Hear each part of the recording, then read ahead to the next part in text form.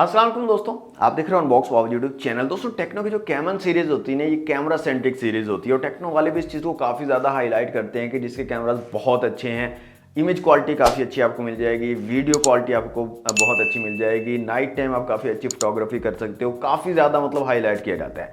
तो ये caiman 19 pro है, टेक्नो के जो लेटेस्ट डिवाइस है, इसका कैमरा टेस्ट करेंगे आज की वीडियो में। देखेंगे कैसी क्वालिटी आपको इसके कैमरास की मिलने वाली है। ये जो डिवाइस है जिसे हमने अनबॉक्स किया था, कलर चेंज करने वाली मोन्ड्रियन एडिशन इसको बोला जा रहा है। ये 52,000 में मिलेगी कैमन 19 प्रो, और जो सिंपल वाली डिवाइस है जिसका कलर चेंज नहीं होता वो 50,000 में अवेलेबल है। लिंक मैंने डिस्क्रिप्शन में दे दी है दराज का। अगर आप चाह रहे हो ऑनलाइन परचेज करना तो दराज के लिंक को फॉलो करके आप परचेज कर सकते हो। कैश ऑन डिलीवरी का भी फीचर दराज पे आपको मिल जाता है। तो आज की वीडियो दोस्तों इसका करते हैं कैमरा रिव्यू और डिटेल से देखेंगे इसके कैमरास के फीचर्स को और इमेज क्वालिटी आपको यहाँ पर कैसी मिलती है कैमन 19 प्रो की।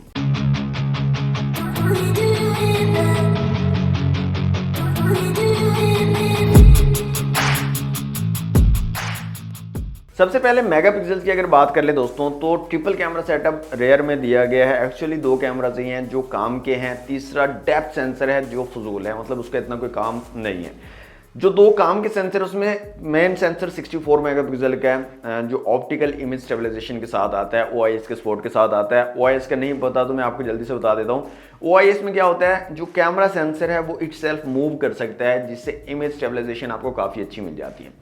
दूसरा जो काम का सेंसर है, यहाँ पर 50 मेगापिक्सल का एक टेलीफोटो लेंस लगाया गया है जिसमें 2x तक ऑप्टिकल जूम आपको मिल जाता है और अप टू 30x तक आप इमेज में जूम कर सकते हो। मतलब अगर आप इमेज क्लिक कर रहे हो उस टाइम आप 30x तक जूम कर पाओगे, और अगर आप वीडियो मोड में हो, वीडियो बना रहे हो, तो वहाँ पर आप 15x तक जूम कर पाओगे। अब यहाँ पर 2x जो ऑप्टिकल जूम है उसमें आपकी क्वालिटी बहुत अच्छी रहती है, इमेज की लॉस नहीं होती है। लेकिन जैसे ही आप 2x से ऊपर जाते हो तो आपकी जो इमेज की क्वालिटी है वो काफ़ी ज़्यादा लॉस होना स्टार्ट हो जाती है और इमेज की क्वालिटी डाउन हो जाती है। तीसरा सेंसर 2 मेगापिक्सल का है जो कि डेप्थ सेंसर है और उसका मुझे नहीं लगता कोई इतना खास फ़ायदा है। कोई अल्ट्रा वाइड वगैरह यहाँ पर नहीं दिया गया इस डिवाइस के अंदर, मैक्रो वगैरह भी नहीं अवेलेबल।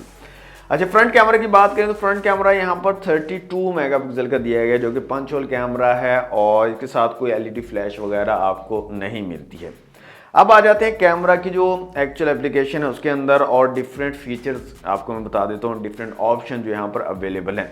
सबसे पहले यहाँ पर फिल्म का ऑप्शन है, फिल्म के बाद है वीडियो, इसके अलावा AI कैम, ब्यूटी, पोर्ट्रेट और सुपर नाइट के ऑप्शन है। इसके अंदर AR shot, short video, pro, slow motion, panorama, documents, time lapse और स्काई शॉप के नाम से ऑप्शन आपको मिल जाते हैं इसकी जो कैमरा एप्लीकेशन है उसके अंदर। इसके अलावा AI कैम को आप सिलेक्ट करोगे तो यहाँ पर ऊपर अगर आप देखें तो 64 मेगापिक्सल का एक अलग से ऑप्शन है। अगर आप हाई रेजोल्यूशन इमेज क्लिक करना चाह रहे हो तो आप 64 मेगापिक्सल वाले ऑप्शन को सिलेक्ट करोगे और उसके बाद आप हाई रेजोल्यूशन इमेज भी क्लिक कर सकते हो। इसी तरह दोस्तों आ जाते हैं फ्रंट कैमरा में। तो फ्रंट कैमरा जैसे मैंने बताया 32 मेगापिक्सल का है और यहाँ पर आपको short video, AI cam, beauty, portrait और सुपर नाइट, इसके अलावा AR shot, slow motion, wide selfie और टाइम लैप्स के ऑप्शन मिल जाते हैं। स्लो मोशन आप फ्रंट कैमरा से भी बना सकते हो। अच्छा, यहाँ पर वीडियो रेजोल्यूशन की अगर बात करें तो 2K तक की वीडियो रेजोल्यूशन आपको मिल जाती है। यहाँ पर देखें, वीडियो में आ जाता हूँ तो फ्रंट कैमरा से भी आपको 720, 1080p और 2K का ऑप्शन मिलता है, जबकि रियर कैमरा की अगर बात करें तो रियर कैमरा में भी आपको 2K तक का ऑप्शन मिल जाता है। इमेज स्टेबलाइजेशन का साथ में फीचर है, जैसे ही आप इमेज स्टेबलाइजेशन ऑन करते हो तो 2K से 1080p पे शिफ्ट हो जाता है, जिसका मतलब ये है कि 1080p तक जो है इमेज स्टेबलाइजेशन वर्क करेगी। 2K के ऊपर इमेज स्टेबलाइजेशन वर्क नहीं करेगी। इतनी अच्छी स्टेबलाइजेशन आपको अगर 2K में रिकॉर्ड कर रहे हो तो आपको नहीं मिलेगी। इसके अलावा यहाँ पर वीडियो बोके मोड है और वीडियो ब्यूटी मोड है जो कि 720 पिक्सल पे वर्क करेंगे। और ये वीडियो ब्यूटी, वीडियो बोके और image stabilisation, ultra steady mode जो है, ये तीनों एक टाइम में एक ही मोड आपका वर्क करेगा। ऐसा नहीं हो सकता कि आप अल्ट्रा स्टेडी मोड भी ऑन कर लें, वीडियो बोके मोड भी ऑन कर लें, दोनों एक साथ काम नहीं करेंगे। वीडियो ब्यूटी मोड और वीडियो बोके मोड एक साथ काम नहीं करेंगे, तो एक टाइम पे एक ही मोड आप ऑन कर सकते हो और ये 720 पिक्सल में वर्क करेंगे। अच्छा, इमेज क्वालिटी की तरफ जाने से पहले ना यहाँ पर एक फीचर है उसके बारे में बात कर लेते हैं। यहाँ पर एक फीचर है स्काई शॉप के नाम से। अब इसका मकसद क्या है, इसका काम क्या है?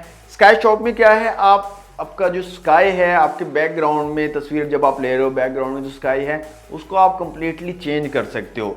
वहाँ पर आपको क्लाउड्स लाने हैं, स्टार्स लाने हैं, मून लाना है, आपको काफ़ी सारे ना यहाँ पर ऑप्शन मिल जाते हैं जिसमें से आप चेंज कर सकते हो और आप अपनी मर्जी का स्काई जो है वो लगा सकते हो और इससे ना काफ़ी खूबसूरत एक इमेज के अंदर क्वालिटी पैदा हो जाती है। फॉर एग्जांपल आप शूट कर रहे हो, इमेजेस क्लिक कर रहे हो और वेदर कंडीशन जो काफ़ी हार्श है, काफ़ी धूप निकली हुई है, सनी है, लेकिन आप चाह रहे हो यार क्लाउडी सिचुएशन होनी चाहिए, तो आप इस स्काई शॉप का यूज़ करके अपने बैकग्राउंड में जो आपका स्काई आ रहा है उसको क्लाउडी बना सकते हो। तो ये एक बड़ा एक कूल सा फीचर मुझे लगा। तो इसके अंदर काफ़ी सारे ना ऑप्शन आपके पास अवेलेबल हैं जो आप अलग अलग से लगाकर चेंज कर सकते हो। इवन के दिन में अगर आप क्लिक कर रहे हो, दिन में आप स्टार्स ला सकते हो, अंधेरा कर सकते हो। तो काफ़ी मतलब ना एक यूनिक सा एआई फीचर यहाँ पर आपको मिल जाता है इसके कैमरा ऐप में। अब दोस्तों बात करते हैं इमेज की क्वालिटी की, यहाँ पर कैसी क्वालिटी आपको मिलने वाली है। अच्छा, रियर जो कैमराज है ना, रियर कैमरा की क्वालिटी मुझे काफ़ी ज़्यादा डिसेंट लगी है। काफ़ी अच्छी इमेजेस आप रियर कैमरा से क्लिक कर सकते हो।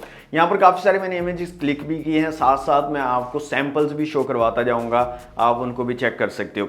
अच्छा, यहाँ पर 64 मेगापिक्सल के अलावा, मतलब आपने 64 मेगापिक्सल को अगर ऑन नहीं किया है उस टाइम पे अगर आप इमेज क्लिक करते हो और फिर 64 मेगापिक्सल पे क्लिक करते हो तो उसमें डिफरेंस ये आता है कि एक तो डिटेल्स थोड़ी ज़्यादा कैप्चर करता है और जो कलर्स है ना उनको भी थोड़ा बूस्ट कर देता है। तो यहाँ पर आपको मैं साइड बाय साइड भी दिखा देता हूँ, 64 वाली और बिना 64 वाली दोनों इमेजेस में आप खुद से डिफरेंस देखिएगा। इनके अंदर क्या है, एक बूस्ट कलर में आपको देखने को मिलता है और डिटेल्स भी 64 मेगापिक्सल में थोड़ी ज़्यादा कैप्चर कर लेता है। तो ओवरऑल जो रियर कैमरा की क्वालिटी है ना वो मुझे काफ़ी ज़्यादा डिसेंट लगी है और यहाँ पर लो लाइट में भी जो रियर कैमरा है वो काफ़ी अच्छा परफॉर्म करता है। OIS का सबसे बड़ा फ़ायदा यही होता है कि लो लाइट फोटोग्राफी जो है आपकी वो काफ़ी कमाल की हो जाती है। आपके लो लाइट में जो है वो काफ़ी अच्छी इमेजेस निकल कर आती हैं। एक चीज़ मुझे यहाँ पर यार सही नहीं लगी, इसका जो पोर्ट्रेट मोड है ना उसके अंदर मैंने कुछ इमेजेस जो हैं वो क्लिक की हैं। पोर्ट्रेट मोड में होता क्या है कि शार्प इमेज जो है वो निकल कर नहीं आती है। मतलब जो आपका सब्जेक्ट है, सब्जेक्ट का जो चेहरा है जो मतलब उसको शार्प होना चाहिए वैसे शार्प नहीं रहता है, वो काफ़ी ब्लरी ब्लरी सा आता है। सही से मतलब मज़ा नहीं आता है कि ये पोर्ट्रेट इमेज क्लिक की है। पोर्ट्रेट में मज़ा तब आता है जब आपका सब्जेक्ट जो है वो अच्छी तरह से शार्प हो और आपका जो बैकग्राउंड है वो बिल्कुल ब्लर हो जाए, तब जो है पोर्ट्रेट देखने में मज़ा आता है। लेकिन यहाँ पर क्या है, मैंने काफ़ी मतलब इमेजेस क्लिक किए हैं, उसमें मैंने यही चीज़ एक्सपीरियंस की है कि आपका जो सब्जेक्ट है ना उसके ऊपर भी थोड़ी ब्लरीनेस आ जाती है। तो पोर्ट्रेट के अंदर, पोर्ट्रेट वाला जो मोड है उसके अंदर ये थोड़ा सा एक मुझे मसला देखने को मिला है टेक्नो कैमरा 19 प्रो में। इसके अलावा रियर कैमरा से मैंने काफ़ी सारे इमेजेस क्लिक किए हैं, मैं वन बाय वन आपको यहाँ पर शो करवा देता हूँ। काफ़ी ज़बरदस्त इमेज क्वालिटी आपको ये डिवाइस जो है प्रोवाइड कर देती है। इसके साथ साथ वीडियो स्टेबलाइजेशन भी इसकी काफ़ी अच्छी है। मैंने वीडियो सैंपल भी यहाँ पर बनाया हुआ है तो वो भी मैं आपको शो करवा देता हूँ। काफ़ी अच्छी वीडियो स्टेबलाइजेशन भी आपको मिल जाती है रियर कैमरा से। इमेज स्टेबलाइजेशन फ्रंट कैमरा में भी है, लेकिन रियर कैमरा की जो स्टेबलाइजेशन है वो ज़्यादा बेहतर है फ्रंट की निस्बत। अब ये तो थी रियर कैमरा की बात। रियर कैमरा की क्वालिटी मैंने बताई आपको आउटस्टैंडिंग है, काफ़ी अच्छी क्वालिटी आपको मिल जाएगी। सिर्फ पोर्ट्रेट में मुझे पर्सनली थोड़े प्रॉब्लम्स लगे हैं। फ्रंट कैमरा की बात कर लेते हैं। अब फ्रंट कैमरा की क्वालिटी भी काफ़ी ज़्यादा डिसेंट है। अगर अच्छी लाइटिंग कंडीशन में आप काम कर रहे हो, इमेजेस क्लिक कर रहे हो, आउटडोर में हो, लाइट काफ़ी अच्छी है तो उस टाइम पे काफ़ी अच्छी इमेजेस निकल कर आ जाती हैं, काफ़ी डिटेल्स को अच्छे तरीके से कैप्चर कर लेता है। लेकिन फ्रंट कैमरा जो है दोस्तों, लो लाइट में मुझे इसकी परफॉर्मेंस बिल्कुल पसंद नहीं आई है। लो लाइट में काफ़ी ज़्यादा स्ट्रगल करता है और बिल्कुल डिटेल्स को अच्छे तरीके से कैप्चर नहीं करता है। तो फ्रंट कैमराज में थोड़े इश्यूज़ हैं, मैंने यहाँ पर आपको शो भी करवाई हैं लो लाइट वाली इमेजेस, तो आप खुद भी देख सकते हैं लो लाइट में कितनी ज़्यादा स्ट्रगल करता हुआ नज़र आ रहा है इसका फ्रंट कैमरा। हालांकि 32 मेगापिक्सल है, इसको लो लाइट में अच्छी जो है परफॉर्मेंस देनी चाहिए थी, लेकिन लो लाइट में ये काफ़ी ज़्यादा स्ट्रगल कर रहा है और काफ़ी ना ग्रेन सा इमेज में और मतलब नॉइज़ जो है वो काफ़ी ज़्यादा कैप्चर करता है, अच्छी तरह से डिटेल्स को कैप्चर नहीं कर पाता।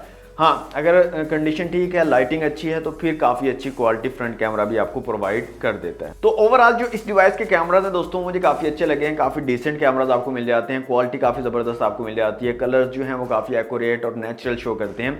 इसके साथ साथ नाइट मोड आपको मिल जाता है। अगेन नाइट मोड में भी आपका जो रियर कैमरा है वो काफ़ी अच्छे तरीके से परफॉर्म करता है OIS की वजह से, जबकि फ्रंट कैमरा जो है काफ़ी स्ट्रगल करता हुआ आपको मिलेगा लो लाइट में, नाइट मोड में। हालांकि फ्रंट कैमरा के साथ भी आपको जो है सुपर नाइट मोड मिल जाता है, लेकिन इतनी अच्छी क्वालिटी वो प्रोवाइड नहीं करता है।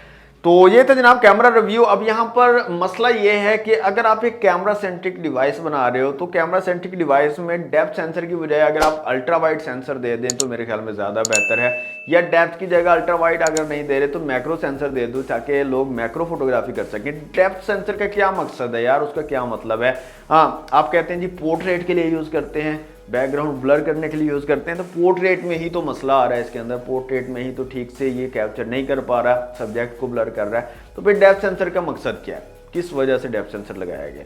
तो मेरे ख्याल में अगर आप कैमरा सेंट्रिक डिवाइस बना रहे हो तो डेप्थ सेंसर को ख़त्म कर दो यार, उसके अंदर अल्ट्रा वाइड सेंसर या एक मैक्रो सेंसर लगा दो ताकि एक्चुअली वो वर्क करे और फ़ायदा हो। फोटोग्राफर जो इसको कैमरास के लिए ले रहे हैं उनको एक्चुअली में बेनिफिट हो और वो उससे काम कर पाएँ, काम ले पाएँ, इस तरह का फजूल सा सेंसर उसमें ना लगाएं। तो ये तो दोस्तों टेक्नो कैमरा 19 प्रो का कैमरा रिव्यू। कैसा लगा आपको कमेंट बॉक्स में जरूर बताइएगा। अच्छा लगा तो वीडियो को लाइक और शेयर कीजिएगा, चैनल पर फर्स्ट टाइम है तो सब्सक्राइब जरूर कर लीजिएगा। मिलते हैं नेक्स्ट वीडियो में। Thanks for watching. Allah Hafiz.